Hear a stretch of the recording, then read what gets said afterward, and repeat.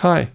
The ability to create Dolby Atmos mixes was recently added to Cubase 12. But what can you do with that in a home studio like this, where you don't have a gazillion speakers? At the same time, I'm seeing and hearing that a lot of professional studios are converting their setup to be able to create Dolby Atmos mixes. So what does that mean for the music that I produce in my home studio? Will I still be able to mix and distribute the mixes of my band in stereo? Or will everybody want Dolby Atmos mixes, and do we have to go to a professional studio to get those made? Let's talk about it, have a look at how this works in Cubase 12, and get your headphones out.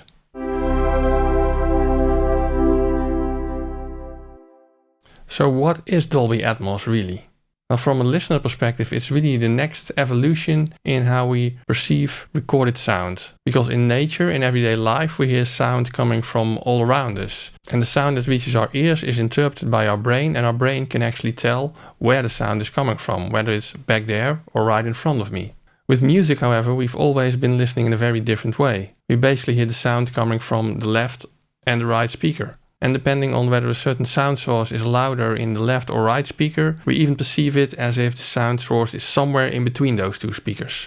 But that's really the way that we've been listening to music for the longest time. It all started with just one single mono sound source. Somewhere in the time of the first recordings in the late 1800s, all the sound came from that one speaker. And somewhere in the 1930s, stereo sound was invented, where you suddenly had the two speakers, and that's really the way we've been listening to music for all this time. Now at some point also surround sound was introduced, where you had speakers all around you. For example, you could have a 5.1 speaker setup or even a 7.1 speaker setup, where the first number 7 is the number of speakers around you, and the second number, the 0.1, is really the low frequency speaker, which is for the low frequencies which are not very directional, so it doesn't really matter where it is. However, that format really never took off for music listening because you needed such an elaborate setup for it. Only the most fanatical music listeners would get a setup like that to listen to music, and although there have been quite a lot of mixes in surround sound, definitely not all music was available in that format, and it's also not the format that we have on our vinyl, on our cassette tapes,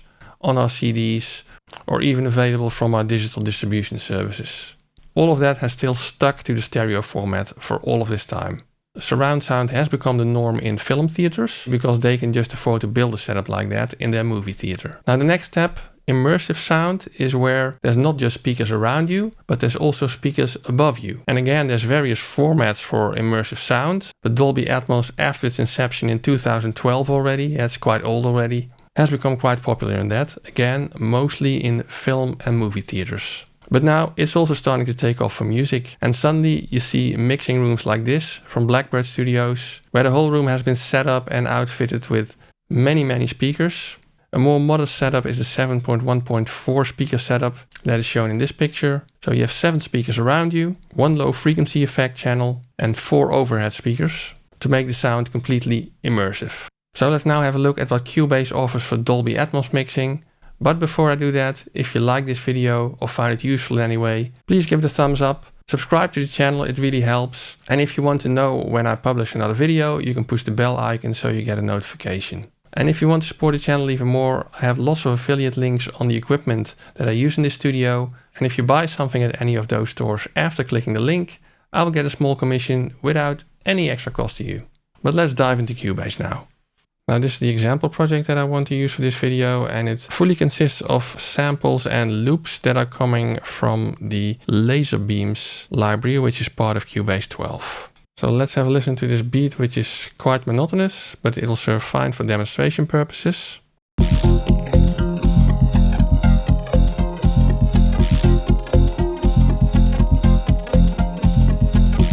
And all of this is still in stereo. If I look at audio connections, you can see that I have an output bus in stereo and not connected because I'm using the control room to monitor it via this monitor setup. Now the main place where you usually start in making this into a Dolby Atmos mix is in Project ADM Authoring for Dolby Atmos. Now it is possible to use the setup assistant in this, and this setup assistant can convert the whole project setup into a setup which is suitable for Dolby Atmos mixing. But I'm not actually going to do this now because I think you can then miss what's going on behind the scenes in Cubase, and I want to show you how to manually set up a Dolby Atmos mix so that it's easier to understand what's happening, and then once you understand how it works, you can use the setup assistant to make this setup much quicker.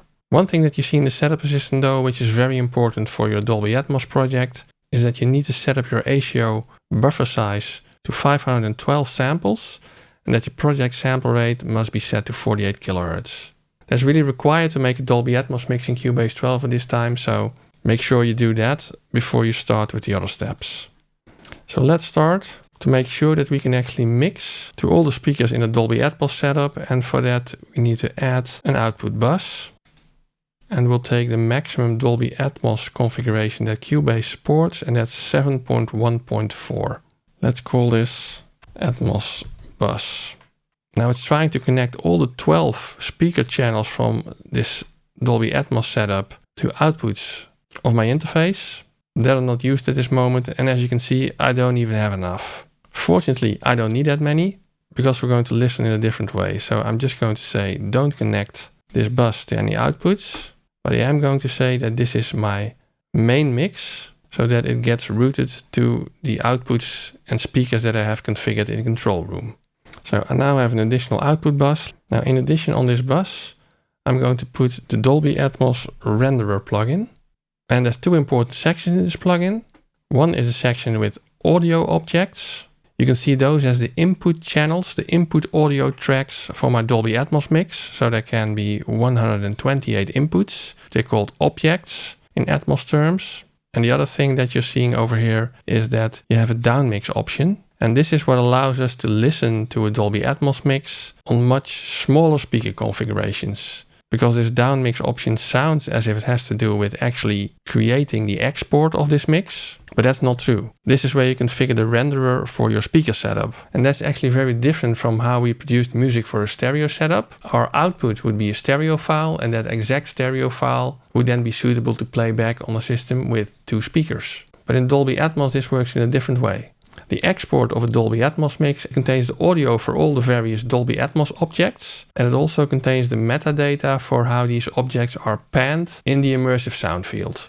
And only at playback, all of this information is rendered for your speaker setup. And this can be a very simple traditional stereo speaker setup, so then all this information is folded back into two channels going to your stereo speakers. But it can also be sent to your 7.1.4 speaker setup. And in that case, all the information from the Dolby Atmos export is rendered specifically for your 7.1.4 setup. And anything in between, or even anything more elaborate. Well, let's go back to this dialog now. Because what I want to do, I want to be able to listen to my Dolby Atmos mix on two channels on my output. So I could select 2.0, but obviously a lot of the Dolby Atmos effects would be lost on me then. I would have no immersive sound experience at all. But a very useful way of listening to a Dolby Atmos mix is actually via this binaural setup.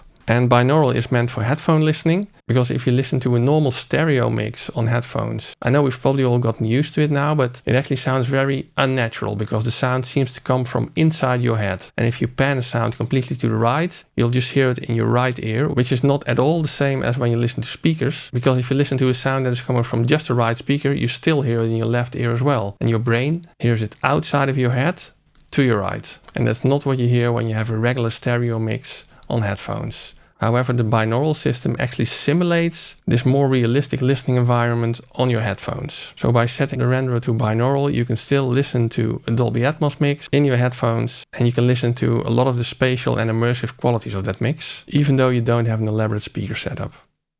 Now the next step, if we go back to this renderer dialog, you saw that we have room for 120 audio objects, and those can be single tracks, but they can also be group tracks or even virtual instruments that are playing. But one particular setup that's usually part of these audio objects is the so-called bed. And the bed you can sort of see as the ambient sound in your mix. And in a movie, this could, for example, be the music. And the objects could be the special effects, which you hear flying around your head or panning to the right or left. Or maybe even the dialogue moving along with the actors on the screen. Now in music, it's not so clear what's the bed and what are objects. Technically, the bed is a more conventional, stem-oriented part of a Dolby Atmos mix. So this could be a stereo pair. But in this case, let's make the bed the maximum size that it is allowed to be, which is 7.1.2. So we're going to create a 7.1.2 bed for Dolby Atmos, which are 10 audio channels. So they will actually take up 10 of these objects in my renderer. Let me show you.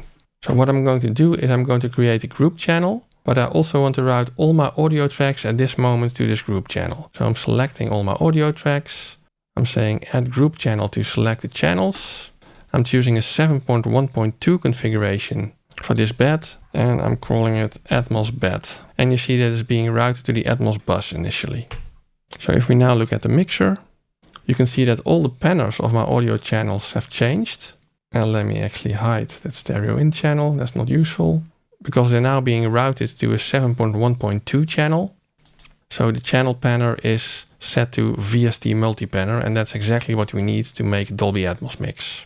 Now there's one thing left to do to get an initial Dolby Atmos setup, and that's to tell Cubase which renderer we use and what bed we use. We can now select that we're using the renderer for Dolby Atmos. That's the plugin that we inserted on the Atmos bus. And we can add a bed to our Dolby Atmos setup. And as source track, we can choose the Atmos bed group channel. We can say that it's music. And over here, I can also just select that I want to apply the source track name to name the bed. So if I now play audio, you can see that all audio is routed to our Atmos bus and nothing is routed to my regular stereo out anymore. And that routing is actually done in a very special way because it's being done by a send to the Atmos Bus renderer plugin. If you look at the renderer plugin, you see that sidechaining is enabled, and you see that over here there are 128 sidechain channels basically that can be used to send 128 object audio channels to the renderer. And you can see that object sidechain 1 is being used by Atmos bed. And that's also really the audio that you're hearing, because if I lower the level of the send, you will notice that the audio gets cut out completely. So there's no more regular routing, it all goes via this send. Now at the same time in this renderer plugin you can now see that the first 10 Atmos objects are occupied by this 7.1.2 bed group channel, and we can start mixing those channels in the immersive surround field by using the panner. Now at this point it's a good idea to put on your headphones so that you can experience what I do in a binaural way, so that you can actually hear the immersive character of the changes in the mix that I'm making. Okay, now that we've set up all the routing and the technicalities, let's try to make use of this immersive soundstage that we now have and change some of the panning on these tracks and see how that sounds with the binaural renderer. And remember, you need to use headphones or earbuds to properly hear this. So let's leave the renderer open so that we can see what's happening on the various audio objects that we have as part of the bed channel here. Basically, they're routed to the various speakers of a 7.1.2 surround setup. And let's start by soloing the beat and opening the panner. Now this is the VST multi-panner in Cubase. You see there are lots of controls, and if you click on this arrow here, it shows an extended display so that you can get a better view of what's happening in the space. The left picture is a top view. So since this is a stereo track, you see that the left side of this track is coming from the left speaker, right side of this track is coming from the right speaker, and basically the sound is all projected on the back wall. In the renderer, you can see that only two channels are used, the left and right channel, as for a stereo track. Now in a Dolby Atmos mix, I might want to widen the beat, so the drums, by bringing them a bit forward and thus making them more at the same level as my head, so that the sides are more wide.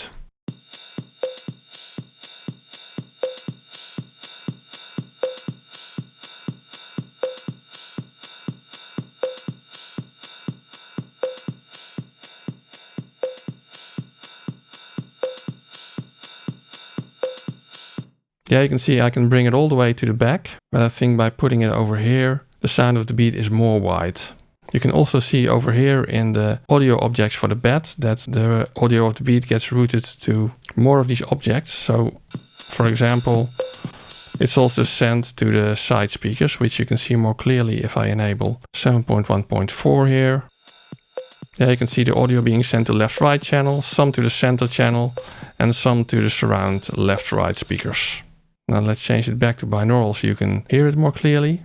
In the same way, we can also change the panning on the bass track, bring it forward a bit like the drums, and maybe send some of it to the LFE channel.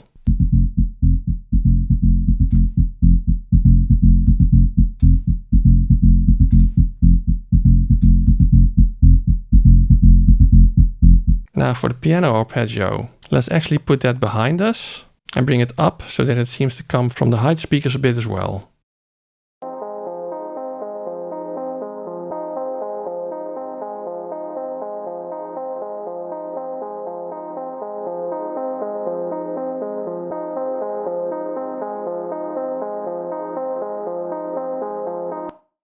Again, you see the audio being sent to different objects and thus channels of the bed due to the panning.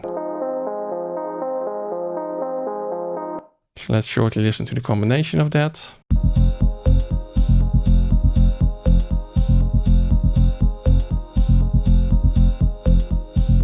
Yeah, so hard to compare it to the stereo now right away, but it does give a more spatial character to the mix already. And maybe those percussive sounds in the beginning, I also want to put them like super wide to the left and right of me.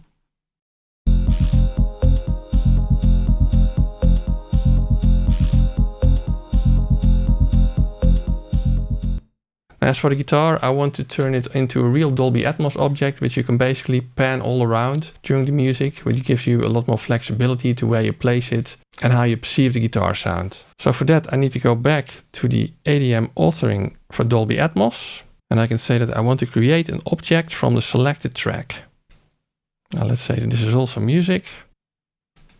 And if you now look at the sends, you can see again that the guitar has been sent to object sidechain 2 of the renderer. If we go to renderer here and look at the sidechains, object sidechain 2, you can see that the guitar has been sent to the renderer via this sidechain. So this is the way that the renderer gets the audio of all these object tracks separately, so it can use it to properly generate the final export, as well as apply the processing for down mixing it to whatever option you have selected here. So if we now solo the guitar, you see that the panner is now in object mode, which gives it a couple of different options over here. But if I play the guitar, you can see that I can move it all around the immersive audio space.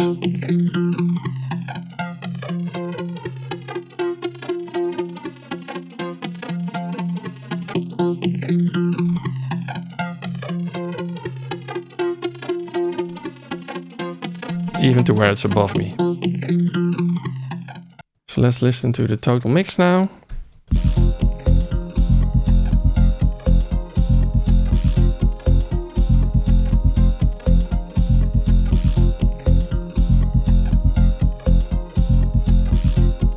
Yeah, so you can see all the activity on the bed channels as well as on this separate guitar object. And for all the objects, you can also see them over here in the object view of the renderer. Now finally, after you finish your mix in Dolby Atmos, you still need to export an ADM file, which is the audio definition model. And you can find that again in the ADM authoring panel. If you push export ADM file, and we create an export directory, you can, for example, export a mix1.wav file. And this is now a special WAV file which contains all of the audio for the Atmos objects, as well as any object automation. And this file can then be used to send to streaming services for distributing a Dolby Atmos mix. So I hope you found this a nice overview to get started with Dolby Atmos in Cubase 12. Now, will this take over stereo mixing? Well, I think definitely not in the short term. And you might even think that this could go the same way as surround mixing for music, which is really a bit of a niche.